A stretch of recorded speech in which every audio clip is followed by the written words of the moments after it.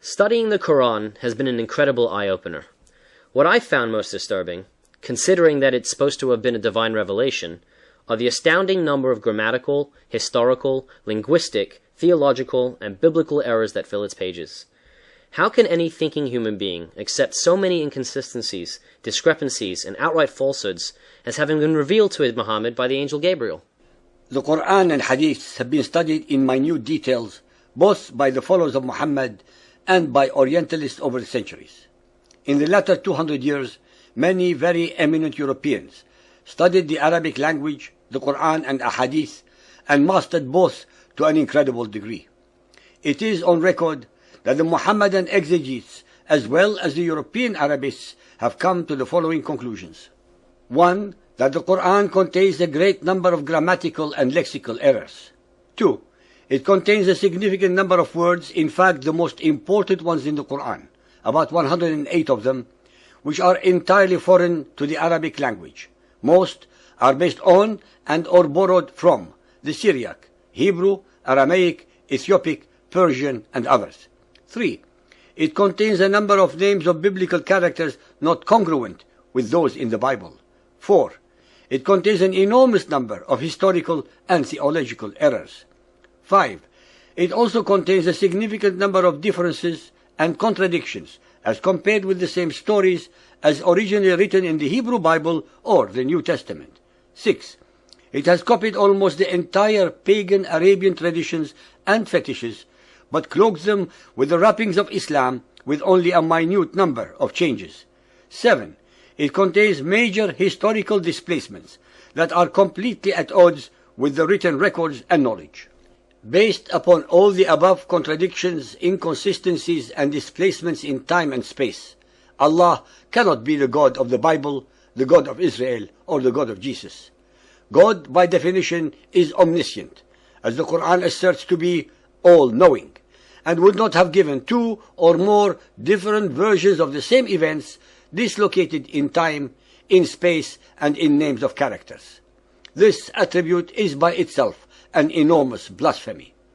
The following are only a few of these manifest errors and contradictions from among hundreds upon hundreds of others. The story of Cain and Abel. After Cain killed his brother Abel, the Quran says, Surah Al-Ma'idah 5.31, Allah sent a raven who scratched the ground to show him how to hide the shame of his brother. The story of Noah and the flood. The Quran in Surah Hud 11.42 says that one of the sons of Noah refused to go into the ark and was drowned in the flood. The Bible says that all three sons of Noah went into the ark with him and were saved from the flood. Genesis 7.7. In Al-Hud 11.44, the Quran says that the ark came to rest on top of Mount Judi. The Bible says that it was Mount Ararat.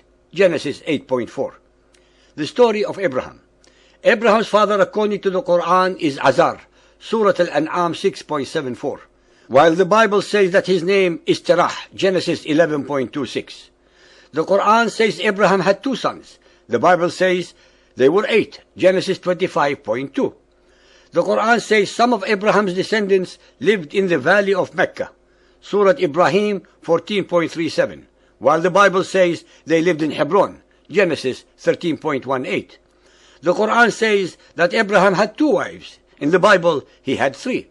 The Quran says that he built the Kaaba, Surah Al-Baqarah 2.125. The Bible has no such record. The Hadith assert that it was Ishmael who was being sacrificed, while the Bible tells us it was Isaac. The story of Moses. The Quran states that the one who adopted Moses was Pharaoh's wife, Surah Al-Qasas 28.9.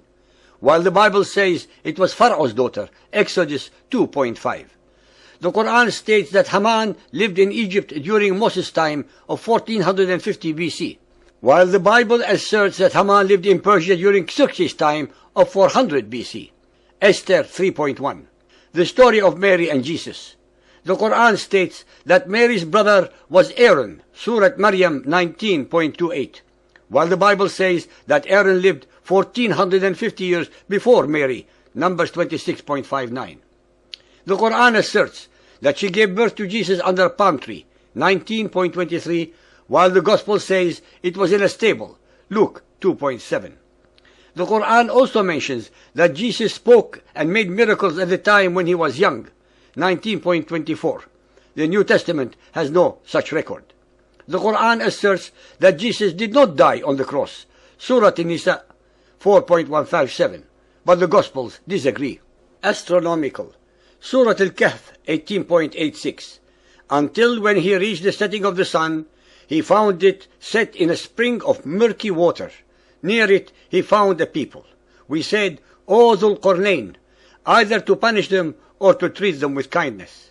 According to the Quran, the sun sets in a murky puddle of water, but the sun is over 1 million times bigger than the size of the earth. Historical, Surah Al-Qasas 28.38. Pharaoh built the Tower of Babel in Egypt. According to the historical record, the Tower of Babel was built in what is now Iraq and not in Egypt. Alexander the Great, Surah Al-Kahf 18.83. They ask thee concerning Dhul Qarnayn, Alexander the Great, say, I will rehearse to you something of his story. Verily, we establish his power on earth, and we give him the ways and the means to all ends. Alexander was a pagan and had absolutely nothing to do with prophethood except in the Quranic version. That Zacharias could not speak for 3 nights, Surah Maryam 19.1, while the New Testament says he could not speak until the child was born or for about 9 months, Luke 1.20. So far, ladies and gentlemen, not a single verse above has any resemblance to any original one in the Hebrew Bible or the New Testament, and hence cannot possibly have been a revelation from either the angel Gabriel or the God of Israel and Jesus. But it could easily have been from Satan, pretending to be the angel Gabriel. After all, he, Satan, was able to deceive Muhammad with the notorious but astounding satanic verses, when Muhammad was more than willing to compromise his newly found monotheism by reverting to paganism. The followers of Muhammad, who believe the Quranic version of the biblical events, have not read, let alone studied either the Bible or the New Testament, to compare and contrast these events, since they are actually prohibited from doing so by their political and religious leaders. Even when and if some of them do attain such knowledge, they are then told that both the Hebrew Bible and the New Testament have been perverted over the centuries by the followers of Moses and Jesus, and hence are not the original versions that would have otherwise agreed with the Quran. There is obviously not a single follower of Muhammad on earth who can produce the original versions of these books upon which they rest their case. Hence, it would take a monumental intellectual and spiritual effort for any follower of Muhammad to use his or her own logic to overcome decades of indoctrination and accept the reality that it is the Quran and only the Quran that is in total and manifest error and falsehood.